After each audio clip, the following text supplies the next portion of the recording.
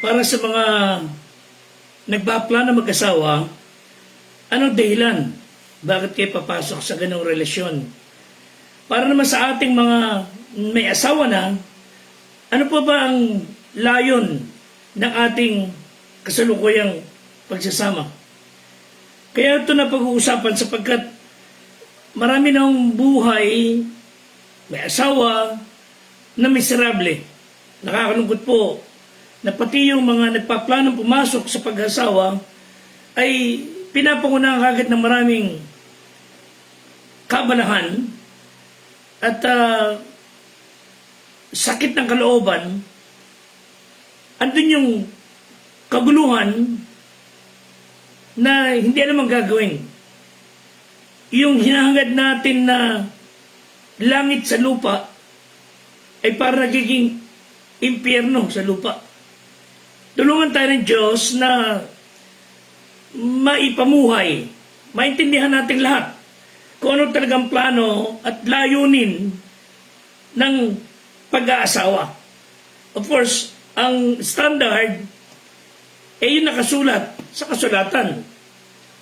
May pamantayan dapat para yung hangarin natin maging masaya, mapayapa, bagamat may mga pagsubok, payapang nilulutas ang anumang suliranin.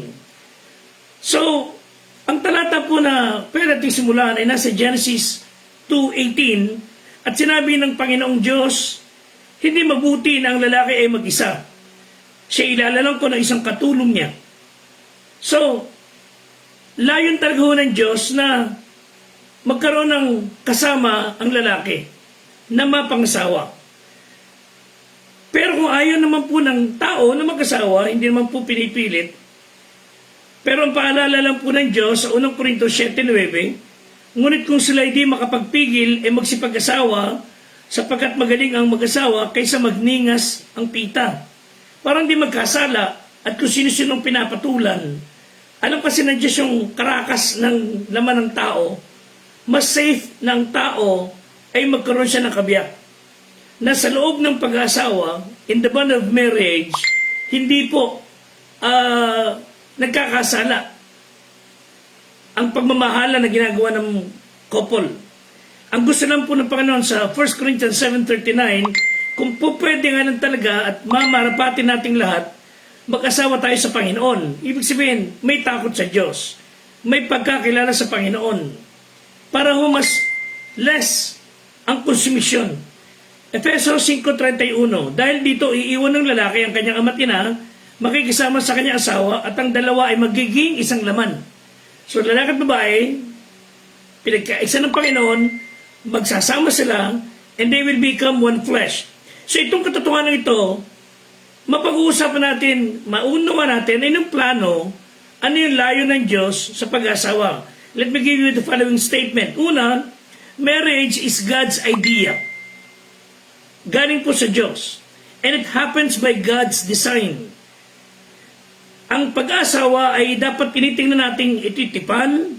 This is a sacred agreement. Isang commitment. Hindi lang naibuyo o napagkasundo, hindi wala lang kayo magawa, o hindi rin dahil gusto mong takasan ng problema sa pamilya. No. This is a commitment. Yung sinasabi natin sagradong kasal, it means this is a extremely valuable kind of relationship. So hindi dapat natin binabaliwala. It should not be taken lightly.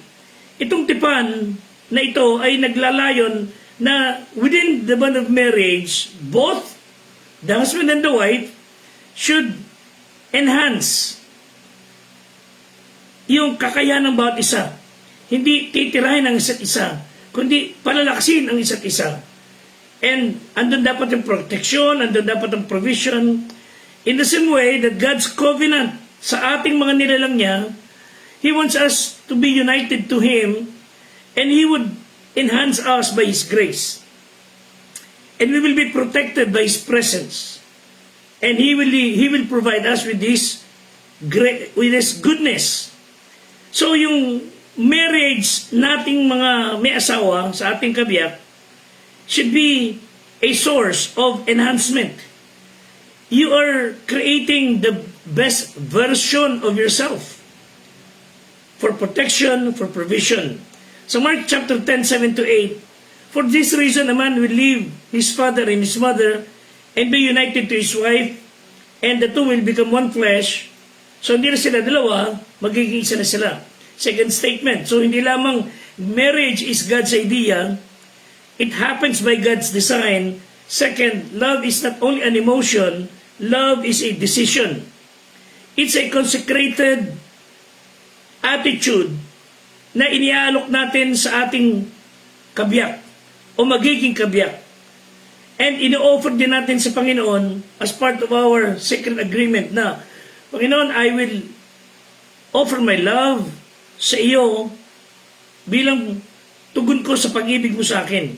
So when we enter into a marriage vow, both are making a decision to love one another. Na ako, dapat ko iibigin aking kabiyak, gayon din yung kabiyak nyo, iibigin kayo, even when there are times that they deserve it or don't deserve it. Hindi yung mamahalin mo sila dahil may naibibigay kang pera, naiabot kang pera. Mahal lang ninyong kanyang kabiyak dahil may tinatanggap kayong biyaya. So, this is a decision that you will love your wife or your husband sa kabila nung may panahon na parang hindi sa karapat dapat. Dahil siya ang iyong pinakasalan na pinanindigan mo with your vow na for better or for worse, you will treat the other person, na iyong kabiyak, he or she is so special na anuman mangyari for sickness and in health, you will keep loving each other and you will show yung pag-ibig niyo sa isa't isa hanggang paghiwalay kayo ng kamatayan. Yun po sinabi ng Bible sa 1 Peter 4:18 na that because of your love for her love for you, both should know how to overcome shortcomings. Third statement, marriage exists for God's glory. Hindi kayo papasok sa relationship ng mag-asawa dahil wala lang kayo magawa. No, it should be for God's glory. Dapat naluluwala tayo Diyos. And it should display yung pag-ibig ng Diyos sa tao na ipinakikita ng ating sarili sa isa't isa. So, it should be a sacred agreement. Ito lang ginawa ni Kristo sa kanyang iglesia, sa church. The church is composed of people. Minahal niya tayo mga tao nang walang kapalit. And His love is sacrificial. Tinubos niya tayo. Ang kanyang pag-ibig ay walang bayad dungis. Walang kondisyon. Minahal niya tayo dahil that is His character. Pero hindi niya kukonsinti natin kamalian. Ephesians 5:2. So, yan ang binanggit doon. And then we should have a life full of love sa ating kabiyak kung paano si Kristo minahal din tayo sa kabila ng ating mga kahinaan. And looking back, tayo, ako, sa akin may bahay, siya, sa inyong kabiyak nila, sometimes we sigh and smile, and sometimes we have not been sheltered sa mga dagok ng buhay, dumadaan tayo sa mga pagsubok, and to make matters even more challenging, hindi po talaga minsan madaling makipamahay sa isang tao na naging kabiyak mo na may mga dalang ugali na numulang din na-discover. And yet, sa kabila ng mga idiosyncrasies at mga kakaibang ugali, you would still stick to each other dahil alam mo kalooban ng Diyos. So, ang ating buhay mag-asawa should like be a garden na andyan yung mga dawag, mga damo, mga anik-anik, na hindi kayo aalis pagka nagkaroon ng mga tinik. Hindi niyo bibitiwan pagka tinubuan ng damo. Kundi, you would keep on tilling the ground para luminis, tumibay, yumabong, and you stick together for two reasons. Because of God's unfaltering grace, and uncompromising commitment. Sa biyaya ng Diyos, you will stick together, magtutulungan sa isa't isa, mag-uunawaan, at kahit ano mangyari, hindi tayo magbibitiwan sa isa't isa. So keeping a marriage together ay talaga napakabigat na trabaho. It's a hard work. Di kaya ng isa lang. Kaya nga, kayo may kakayahan dahil two heads are better than one. Pinag-isa na kayo, hindi mo pwedeng iwanan basta pagka mayroong suliranin. Thankfully, ang Bible po ay maraming prinsipyo kung saan tayo ay tutulungan niya na makapamuhay kasama ating mga kabiyak. So, couples must take the time to learn the principles and apply. Sa Genesis 2:24 hanggang 25, sabi ng Bible, kaya't iiwan ng lalaki kanyang ama at ina, makikipisan sa kanyang asawa, at sila'y magiging isang laman. Sila'y kapuhubad, ang lalaki at ang kanyang asawa, sila'y di nagkakahiyaan. Later, pag-usapan pa natin yan. Itong mga talatang ito ay nagpakita ng 4 na prinsipyo that would hold our marriage together. At least, bawat malusog na pagsasama, ay meron itong mga ito, at bawat struggling on the rocks na pagsasama, ay may kulang ng mga ito. So tulungan nating pag-aralan.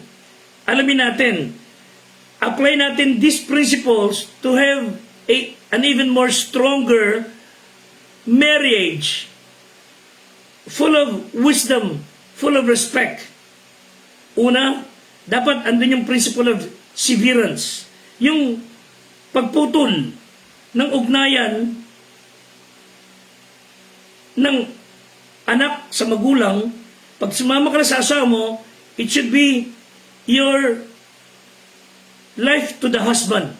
Hindi kinasal ka na, nakaduktong ka pa sa mga magulang mo. Not that iiwanan natin sila, babaliwanan sila. Ang sinasabi natin, kailangan natin yung sundin sinabi ng Bible, a man leaves his father and mother. It means, sa Genesis 2:24, a man should switch the primary allegiance to the parents, then to each other. Patuloy na igalang, mahalin, irespeto ang ating mga magulang, but your allegiance, loyalty, should be foremost, higit sa lahat, sa iyong kabiyak.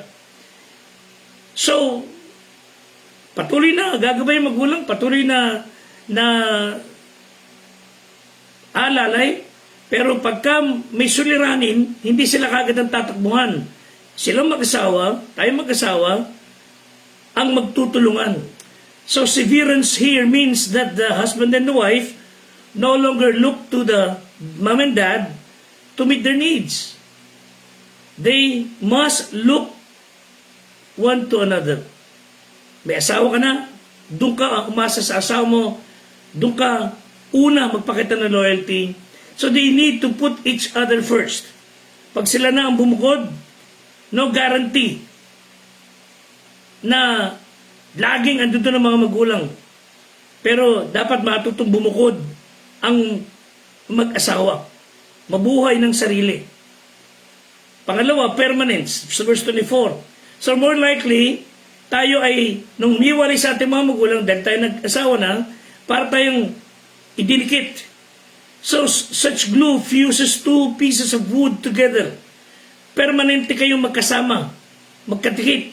So, whenever stress, suliranin, ang dumating, magkaroon man ng splinter yung ating relationship, dahil kayo matindi ang pagkakakapit. Andun yung devotion, loyalty, uncompromising affection, andun na love. Matatag kayong harap sa pagsubok. Of course, with the help of our parents. Pero sila dapat asahan. You solve your own suliranin. So, if we have that healthy relationship, you will be that strong emotionally, choose to stick together, ano man mangyari? Ang Panginoong Diyos, binanggit din sa Mark 10 verse 9, ang pinapagsama nga ng Diyos ay huwag papaghiwalay ng tao. So, gayon din naman sinasabi.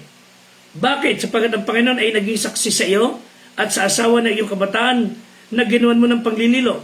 So, pinagsama ng Diyos o pagkain ng tao. Pero maraming pagsasama ang hindi pinagsama ng Diyos. Pinagsama lang sila ng sarili nilang laman. Pinagsama lang sila ng sarili nilang kaisipan. Hindi pinagsama ng Diyos. That's why marriage in the long run nasira. At hindi naging tapat ang isa't isa. So, kaya nga sabi ng Bible, saksi ang Diyos sa panlililo. Bagamat siya iyong kasama. Siya kasawa ng iyong tipan. Nawawala ang kasagraduhan ng pagsasama ng mag-asawa for only one reason. Pangalo niya. Pakikapid. Matthew 19 verse 9, sinasabi ko sa inyo, sino mang ihiwalay ang kay asawang babae, liban kung pakikapid, ang mag-asawa sa iba ay magkakasala ng pangangalo niya. So it's only one and only reason that pinayagan ng Diyos ang pagkasira ng paghiwalay ng pagsasama dahil nilapastangan ng pangangalo niya, pakikapid, ang kasagraduhan. Nung di naman dinangalo niya ang mga Israelita, sumamba sa Diyos ang iba, liban kay Kristo, hiniwalayan din sila ng Diyos. Hanggang sa sila makapan ng balik. But we're not talking about the past. We're not talking about na maaring mangyari. No, hindi. Sasabi natin, your marriage right now should have that severance, should have the permanence. Number 3, should have that unity.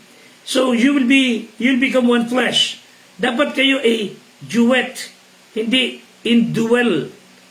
Okay? Hindi nagduduelo, kundi nagduduet. So yung one flesh dito, it means unity. Hindi yung tinunaw yung dalawang bagay, naging nagsama, no? Hindi ho. Kundi it's two individuals living together, working together in concert with common values, shared goals, partners. Unity in diversity na nagdudulot ng harmony sa pagsasama. The controlling one doesn't give the other room to be himself or herself. Pag didiktahan yung isa, walang improvement yung isa. Nasisira ang purpose. So do not expect that your half to be the female you or to be the male you. Hindi ko hinahanap yung gusto kong makita sa kanya. Kundi I should enhance yung kanyang capability para ma-develop kami, magkaroon ng harmony sa bahay. So bilang mabuting partner, you will discover some ugali and behavior na nyo lang makikita, pero pagka nagkasama na, dapat magtulong to work it out para tumibay, hindi magbangayan, hindi magtirahan. So, once we learn yung mga kahinaan, palakasin, patibayin, so we could truly be partners. Pangapat, intimacy. So when the marriage garden is in full bloom, ang mag-asawa should enjoy an exclusive privilege. And the grand prize is intimacy. That's the reward for all the effort ng mag-asawa, lalo kayong intimate ang relationship. Yung babae at lalaki sa Genesis, Eva at Adam, they were naked and they were not ashamed. Yung bang hindi hanapan ng mali yung isa. Hanapan ng mali yung isa. May nadinig na ako sa social media, yung ilalaki dumadabog at nagliligpit ang gamit niya at wika niya, lalayas na ako dito, wala ka na nakita kundi puro maliko. Puro maliko. Lagi na lang, ako mali, ikaw tama, ako mali. Alis na ako rito. Dahil puro lang ako mali. Sabi ng babae, nagkakamali ka dyan. O kita mo na, puro ako mali. Pagka nakita natin lagi sa ating kapartner, puro ang kamalian niya. Ito natin ginawa kundi bungangaan, singhalan, ibuli. No wonder, nagkakaroon ng kaguluhan at sakitan. Walang respeto po ang ganung bagay. Pag naging one-sided po ang mag-asawa o isang partner sa mag-asawa, you are just trying to ruin your life.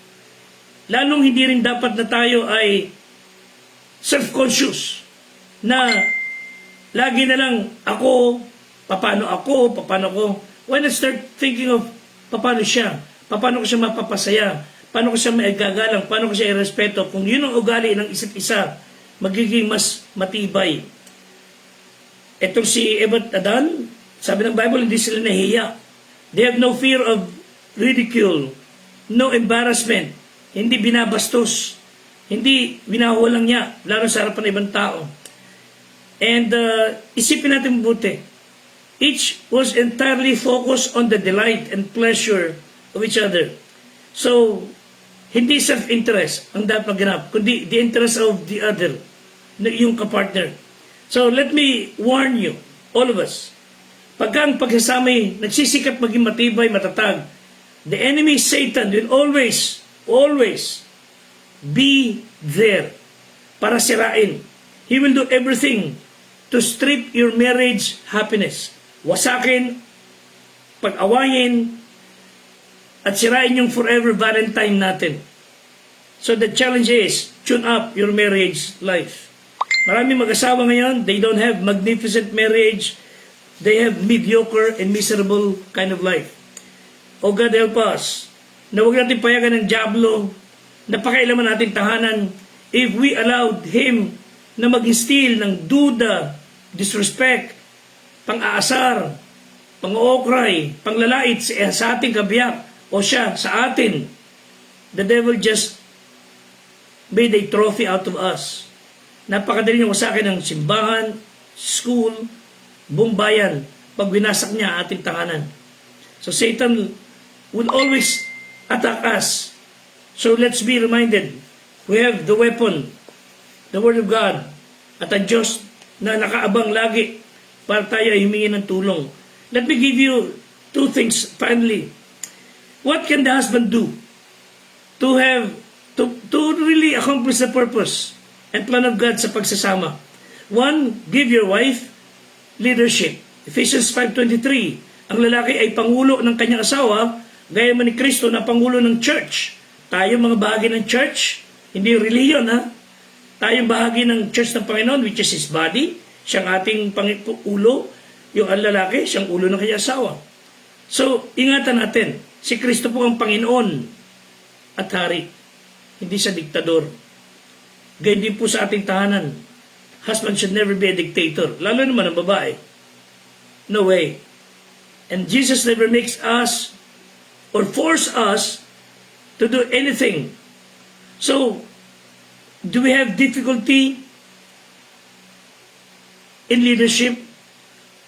Or are we being the boss or dictator? We will ruin our marriage. Being the head or leader na ating tahanan, it means accepting responsibility.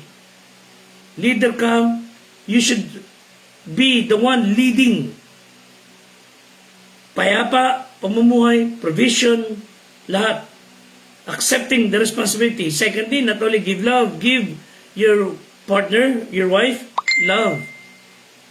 Verse 25, mga lalaki, ibigin nyo inyong asawa, gaya naman ni Kristo na umibig sa church. Tayo, inibig ng Panginoon, ibinigay niya kanyang sarili. What kind of love should we give to our wife? Passionate love. Enough that you are willing to die, to give your life. It's also a purifying love. Love that cleanses each other. Si Kristo, minahal tayo at nililinis tayo.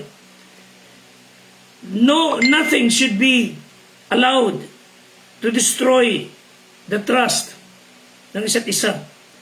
And we, the husband, should make it a point to make our wife radiantly beautiful Christian. Hindi, ang ganda-ganda ng bihis natin, ang ating asawa mukhang palengkera. Tayo, ang ganda-ganda ng bihis natin, siya hindi ayaw man natin silang bigyan ng pag-aayos ng kanyang sarili. Love should be a purifying love. Thirdly, it should be protecting love. Verse 28 ng Ephesians 5. Gayun din naman, nararapat ibigin ng lalaki kanyang asawa gaya ng kanyang sarili.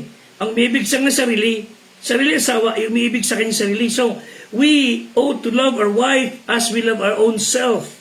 So, if we allow our life to be hurt, sinasaktan mo sarili mo. So, do not hurt yourself. So, do not hurt your wife. It should be a providing love. Verse 29. Sapagkat walang sino man na napuot kailanman sa kanyang sariling katawan, kundi kinakandili at minamahal. So, it should be a providing love. Kung talagang mahal ko ang aking sarili, I should provide for it.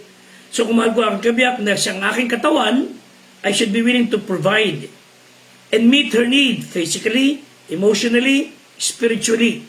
So give your wife leadership. Give your wife love. Give your wife loyalty. So a husband is also to give the full loyalty sa ating kabiyak. Sabi ng Bible sa verse 31, be joined unto his wife, and they shall be one flesh. They should be welded together. And you owe to your wife a sacred loyalty. Katapatan. Ano man ang pwedeng gawin ng asawa, babae, sa kanyang asawang lalaki? Tulad din ni Kristo sa church. Una, Ephesians 5:22, the wife should learn to submit. Hindi ito yung, I would demand my rights, I would do this on my own. No, the wife should learn to submit. Hindi naman aalipinin ng lalaki, kundi learn to submit because she's taken from the ribs. Kumbaga, ano ang right meron tayo? Patay na naman tayo. Kundi, the wife should learn to submit to the husband because he's the leader. So when you refuse God's plan to submit, sinasaktan mo lang ang sarili mo. And submissive to the husband doesn't mean aalipinin, aanilain, bubusabusin ng lalaki. That's wrong. Not only submit, support your husband. Si Kristo, He wants the work here to continue. Wala siyang pinakakamay kundi tayo. Wala siyang pinakapaa kundi tayo. Wala siyang pinakatinig kundi tayo. So, we should support His work. Ganyan din kayong mga babae, supportan niyo ang gawain ng inyong asawa. And you need to advance the cause of your husband. Gayun din sa gawain ng Panginoon. Ipagpatuloy natin ang gawain niya sa lupa to get more souls, madala sa langit. And you, the wife, should support your husband to help him accomplish his purpose. Thirdly, share. The relationship of the wife to the husband is one that is sharing. For we are members of his body, of his flesh, of his bones. Isang napakagandang tanawin ng lalaki at ang babae, they share one another. There's nothing that Jesus doesn't share sa church. Wala siyang inilihim, wala siyang kinip o to himself, ipinagkaloob, pinagmalasakitan. So some marriages may be on the rocks, but that would not hinder anything, but kundi ang commitment ay dapat naroon. So, ibig sabihin, it is not right to say, I owe to myself to be happy. I owe to myself to be happy. No, that's selfishness. We should say, I owe it to God. I owe to my wife. I owe it to my children. I owe it to my family to make them happy.